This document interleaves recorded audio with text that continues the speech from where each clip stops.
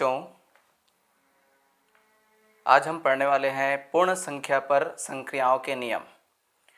पूर्ण संख्या के संबंध में पिछले वीडियो में आप सबने जाना था पूर्ण संख्या क्या होता है, और पूर्ण संख्या को संख्या रेखा पर दर्शाना भी आपने सीखा था कि उसमें हम योग की क्रिया कैसे करें, अंतर, घटाना, गुणा, भाग, ये सब आपने सीखा हुआ था। अब हम पूर्ण संख्याओं के बीच जो संक्रिया करेंगे उसके नियम जानेंगे। इसमें पहला हम जानते हैं योग संक्रिया के लिए कौन कौन से नियम हैं, जिसमें 4 नियम यहाँ पर लिखा हुआ है। संवरक नियम, साहचर्य नियम, क्रम विनिमय नियम और तत्समक नियम।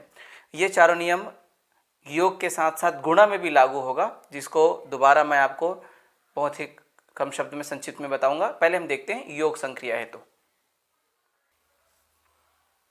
संवरक नियम क्या कहता है, देखें, यदि ए बी पूर्ण संख्याएं हो, ए और बी पूर्ण संख्याएं हो और ए तथा बी का योगफल ए धन बी बराबर सी होता हो तो सी भी पूर्ण संख्या होगा। एकदम स्पष्ट है कि इन्हीं दो संख्याओं को हम अगर जोड़ रहे हैं, तीसरी संख्या प्राप्त हो रहा है और दो संख्याएं पूर्ण हैं तो उसका योगफल भी पूर्ण ही होगा। ये हुआ संवरक नियम। देखें साहचर्य नियम। साहचर्य नियम भी स्पष्ट है। ए धन बी धन सी, यानी ए और बी को पहले जोड़कर उसमें हम सी को जोड़ें, या बी धन सी धन ए, यानी बी और सी को पहले जोड़ के बाद में उसमें ए को जोड़ें। दोनों का मतलब एक है, बीच में बराबर है का मतलब दोनों का योगफल सेम आएगा। आप उदाहरण के रूप में देख सकते हैं, ये 4, ये 5 और ये 6। 4 और 5 को जोड़ें तो 9, और 9 और 6 को जोड़ें तो 15।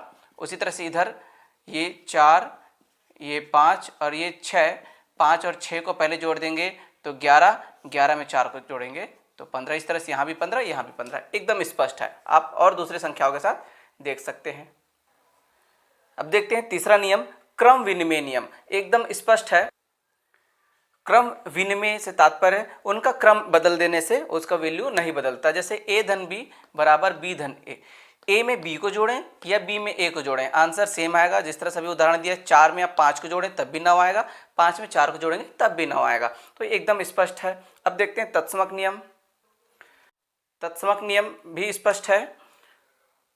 ए धन 0 बराबर 0 धन ए बराबर ए, मतलब ए में यदि 0 को जोड़ें या 0 में ए को जोड़ें, ए का मतलब कोई भी पूर्णांक संख्या, कोई पूर्णांक संख्या में 0 को जोड़ने से या 0 में पूर्णांक संख्या को जोड़ने से वही पूर्णांक संख्या आंसर आता है। बस ये है तत्समक नियम, और इसलिए ये 0 की खासियत है। और 0 के अलावा और कोई भी ऐसी कोई संख्याएं नहीं है जिसको किसी संख्या से जोड़ने से उसका वैल्यू ना बदलता हो।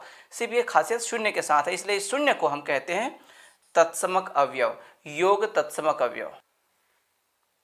0 को योग तत्समक अवयव कहते हैं, क्योंकि ये जो है तत्समक का जो गुण है ये सिर्फ 0 दर्शाता है योग के लिए। तो इस तरह से ये हो गया योग संक्रिया हेतु चारों नियम, संवर्क नियम, साहचर्य नियम, क्रम विनिमय और तत्समक नियम। ये स्पष्ट हो गया है। तो आगे बढ़ते हैं। अब देखते हैं गुणन के संक्रिया हेतु। समय बचाने के लिए मैं पूरा मिटा के फिर से दोबारा नहीं लिखा हूँ, मैं सिर्फ यहाँ पर योग संक्रिया हेतु को गुणन संक्रिया के रूप में समझाना है।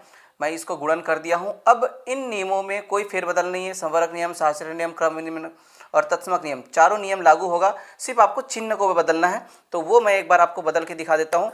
जैसे यहाँ पर था ए धन बी पूर्ण संख्याएँ हैं, ए और बी पूर्ण संख्या है, तो ए धन बी बराबर सी भी पूर्ण संख्या होगा। तो सिर्फ आपको ये धन की जगह आपको करना है गुणा का चिन्ह, क्योंकि हम गुणन संक्रिया के लिए कर रहे हैं।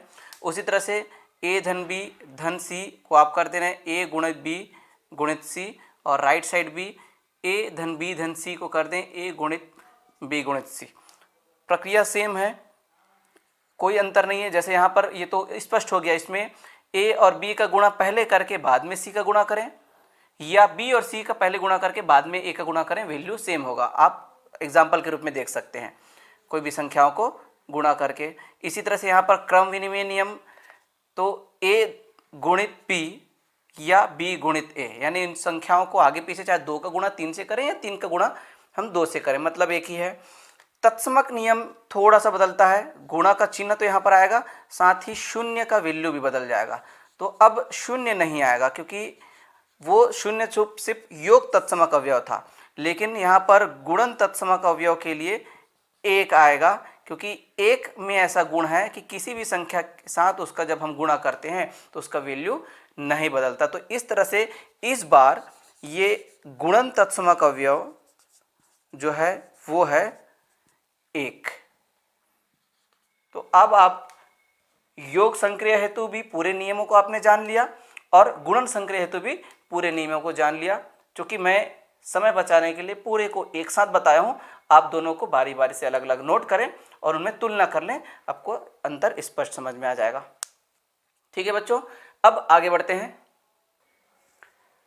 एक और बात यहाँ पर स्पष्ट कर दूं, हमने योग के लिए और गुणन के लिए तो पढ़ लिया है, लेकिन अंतर के लिए और भाग के लिए, तो अंतर और भाग के लिए सिर्फ संवर्ग नियम लागू होता है, बाकी कोई भी नियम लागू नहीं होता है। आप चाहें तो खुद ही करके देख लें, साहचर्य नियम लागू नहीं होगा, क्रम विनिमय नियम लागू नहीं होगा, तत्समक नियम भी लागू नहीं होता है, सिर्फ संवर्ग नियम लागू होगा, क्योंकि उसमें भी सिर्फ पूर्णांक या पूर्ण की जो गुण है उसी से रिलेटेड है।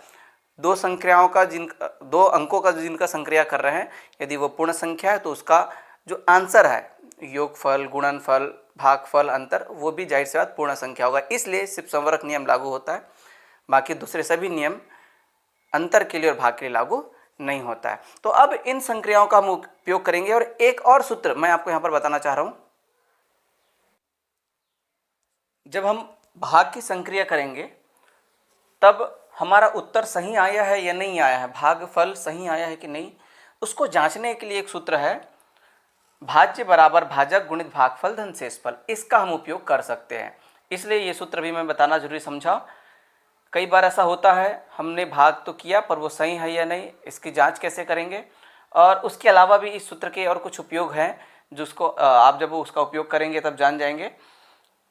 भाज्य, भाजक और भागफल शेषफल ये क्या है आप जानते ही हैं। जैसे यहाँ पर एग्जाम्पल के रूप में 3 से हम भाग दें 16 को, 3 से भाग दें 16 को, तो ये 3, शायद इंक खत्म हो गया है, 16 को भाग दें तो ये जाएगा 5 बार में, 3 पंचे 15 और 1 यहाँ पर बचेगा। तो अब यहाँ पर 4 चीज़ें हैं, एक ये, एक ये, एक ये और ये महत्वपूर्ण चीज, जिस संख्या से हमने भाग दिया ये भाजक, ये वाला भाजक जिस संख्या से भाग दिया, जिसको भाग दिए वो भाज्य, जिसको भाग दिए हम 16 को भाग दिए तो वो भाज्य, जो आंसर आया वो भागफल और जो नीचे शेष बचा वो शेषफल। तो ये चारों चीज़ों को हम जानते ही हैं, 3 क्या है भाजक है, 16 क्या है भाज्य है, 5 भागफल है और 1 शेषफल। इन चारों को निश्चित स्थान पर रख दें और हल करें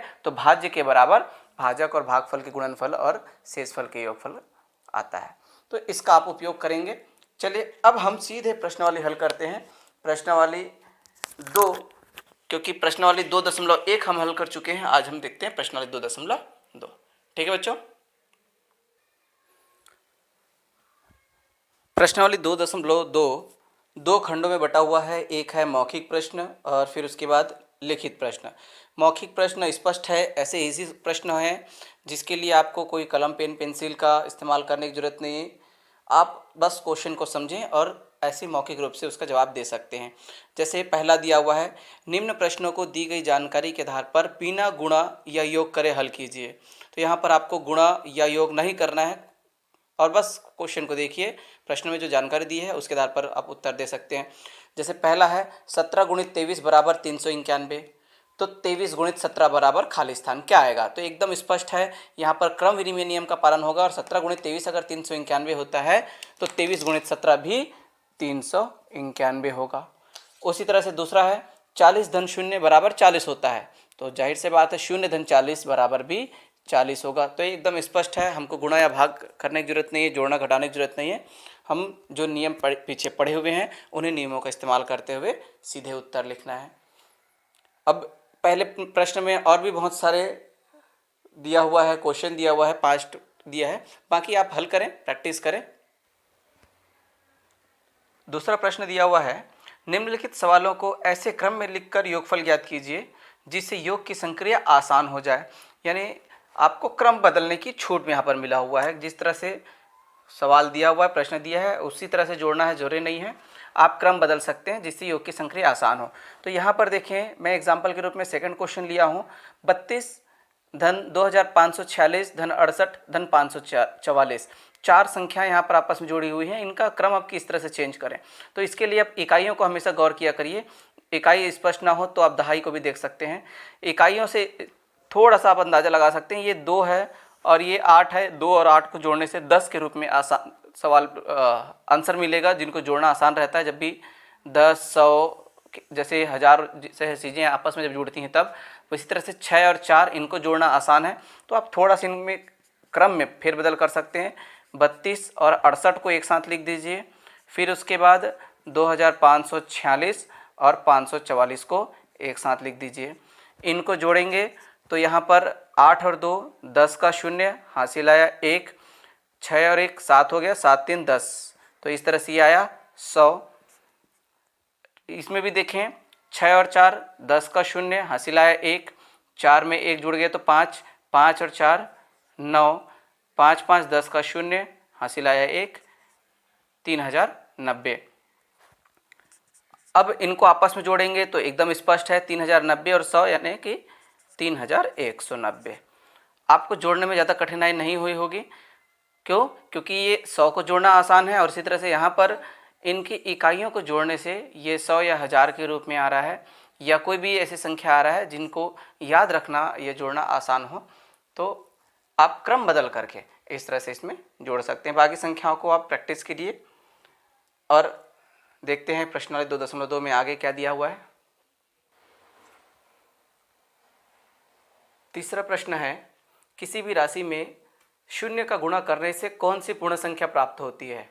तो ये भी आप जानते हैं, किसी भी राशि जो भी है उसमें शून्य का गुणा करने से हमेशा शून्य ही आता है। तो इस तरह से इसका आंसर आएगा शून्य।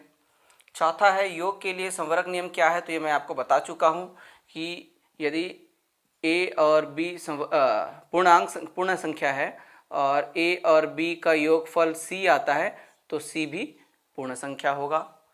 पांचवा है, संक्रियाओं के गुण के आधार पर निम्नलिखित खाली स्थानों की पूर्ति कीजिए। तो देखें, इसमें 2376 धन 4559 का योगफल बराबर यहाँ पर दिया है, इन दोनों को जोड़ा है, यहाँ पर दोनों का ये वाली संख्या जो पहले की संख्या बाद में आ गया, तो जाहिर सी बात है बाद की संख्या यहाँ पर पहले आ जाएगा, यानी क्रम विनिमय नियम का को यहाँ पर लिखा है। ये 1 गुणित 0 बराबर 0 गुणित 1 बराबर क्या आएगा, तो जाहिर सी बात है 0 आएगा। अभी हमने चर्चा किया किसी भी संख्या में 0 का गुणा होने से वो 0 ही आता है। तीसरा है, यहाँ पर एक संख्या है 876, इसमें यहाँ पर कोई चीज़ घटा है, लेकिन क्या घटा है स्पष्ट नहीं है, क्योंकि यहाँ पर बीच में बॉक्स है और आंसर में भी बीच में बॉक्स है। अब इसको आपको बताना है। तो 6 में क्या घटाएं कि 7 आए, तो ये संभव नहीं है, यहाँ से हम हासिल लेंगे तो ये बन जाएगा 16। अब 16 में क्या घटाएं कि 7 आए, तो ये संभव है। क्या घटाएंगे हम, 9 घटाएंगे, 16 में 9 घटाएंगे तो आंसर आएगा 7। यहाँ से एक हासिल ले चुके थे इसलिए ये बन गया है 6। अब एक उधार लिए थे, अब यहाँ पर 6 है तो 6 में से 3 घटाएंगे तो आंसर आएगा 3। तो इस तरह से यहाँ पर लिख दीजिए 3। 8 में क्या घटाएं कि 6 आए, तो यहाँ पर आएगा 2। स्पष्ट है। तो इस तरह से ये भी आपका खाली स्थान भरा गया। आगे बढ़ते हैं।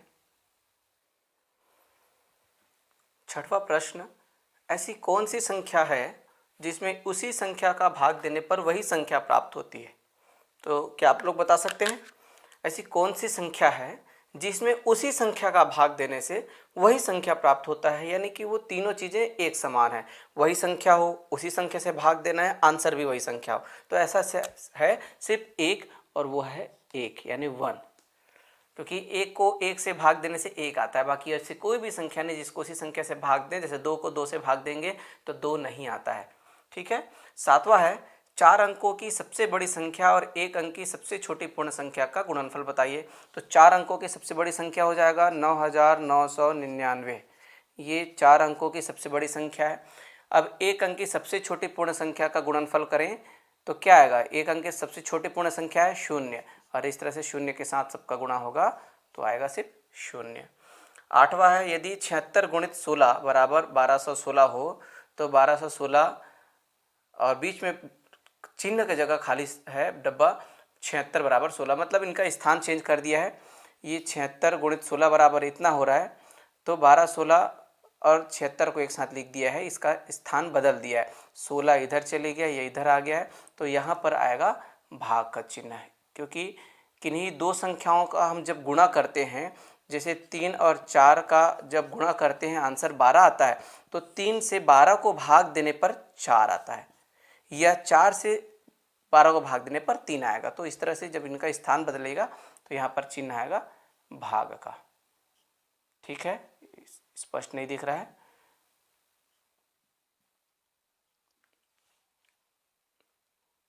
चलिए, अब ये पहला भाग हो गया, मौखिक प्रश्न के पूरे प्रश्न मैंने बता दिया। अब लिखित प्रश्न में भी बहुत सारे प्रश्न हैं, इसमें पूरे इबारती प्रश्न हैं, इनको आपको खुद को हल करना होगा। एक आध मैं एग्जाम्पल के रूप में गुणा भाग वाला या फिर जोड़ना घटाना वाला वो आपको बता देता हूँ। पहला प्रश्न देखें भारतीय प्रश्न में, यानी 9वां प्रश्न। रमन ने 17 पंक्तियों में कुल 544 पौधों की रोपाई की, तो बताइए कि प्रत्येक पंक्ति में कितने पौधों की रोपाई की गई। कुल कितने पंक्ति थे? 17 पंक्ति, और उन 17 पंक्तियों में 544 पौधे लगाए हैं। तो पंक्तियों की संख्या हम एक पंक्ति में कितने पौधे लगाए वो हमको बताना है। पंक्तियों की संख्या 17 है, अब एक पंक्ति में कितने पौधे लगे वो हमको बताना है। तो यहाँ क्वेश्चन को समझें तो स्पष्ट है कि हमको भाग की प्रक्रिया यहाँ पर करनी होगी। 17 पंक्ति हैं और 544 पौधे हैं। यदि 17 पंक्ति से 544 पौधों को भाग दे दें तो एक पंक्ति में कितने पौधे हैं वो निकल आएगा। तो ठीक है, सीधे कर देते हैं।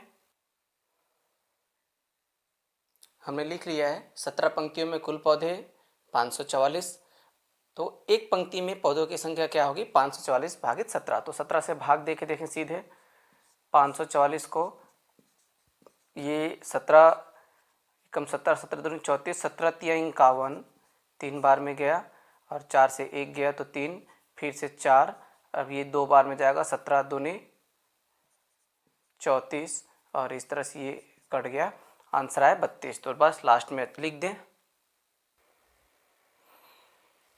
अतः प्रत्येक पंक्ति में 32 पौधों की रोपाई की गई। बस स्पष्ट है।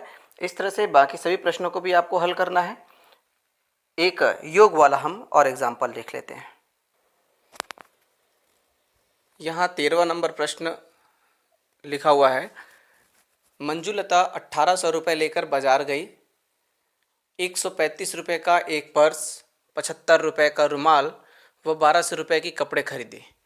बताइए अब उसके पास कितने रुपए बचे। तो यहाँ पर स्पष्ट है, पहले तो हमको जितने उसके खर्च हैं उनको जोड़ना होगा और फिर उसके बाद पहले से उसके पास जितने रुपए थे उसमें से खर्च को घटाना होगा।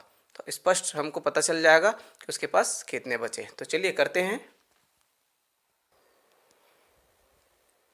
जानकारियों को देखिए इस तरह से लिख दिए हैं। अब मंजुलता के पास कुल रुपए थे 1800 रुपये, जिसमें से उसने कुल खर्च किए 135, 75, 1200। इनको जोड़ दें तो कुल खर्च निकल जाएगा।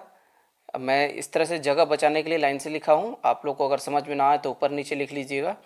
5 और 5 10 का 0, क्योंकि भी 0 था, हासिल आया 1, 3 और 1 4, 4 और 7 11, यहाँ पर भी 0 है तो 11 का 1 हासिल आया, फिर से 1, वो 1 को हम यहाँ लाएंगे तो ये 2, यहाँ पर तीसरे स्थान में कुछ भी नहीं है, यहाँ पर 2 2 4 और फिर उसके बाद चौथे स्थान पर 1, ये तो 1410 ये हुआ कुल खर्च। अब कुल खर्च 1410 रुपये मिल गए। अब हमको उसके पास से रुपये कितने बचे, तो 1800 से 1410 रुपये घटाने पड़ेंगे। सेम घटाने के लिए मैं वैसे ही कर रहा हूँ, आप ऊपर नीचे करके घटा सकते हैं, मैं डायरेक्ट कर रहा हूँ। 0 का 0 तो यहाँ पर 0 आया, ये 0 में 1 घटाएंगे, नहीं घटा सकते, यहाँ से 8 से शेष लेंगे तो ये 10, 10 में 1 गया 9, ये 8 का बन गया 7, 7 में 4 घटाएंगे तो 3 और 1 का 1 0, यह कट, तो 390 रुपये ये बच गया। अब बस आपको लिख दीजिए। अतः उसके पास 390 रुपये शेष बचे। तो इस तरह से आपको प्रश्नों को समझना है और उसमें जो भी संक्रियाएं आवश्यकता आपको महसूस होगी चाहे जोड़ने की, घटाने की, गुणा भाग की, वो आपको करना है। ठीक है बच्चों, तो इस तरह से प्रश्नावली 2.2 के बाकी प्रश्न आपको हल करने हैं। आज का क्लास हम यहीं समाप्त करते हैं। बाय बाय बच्चों।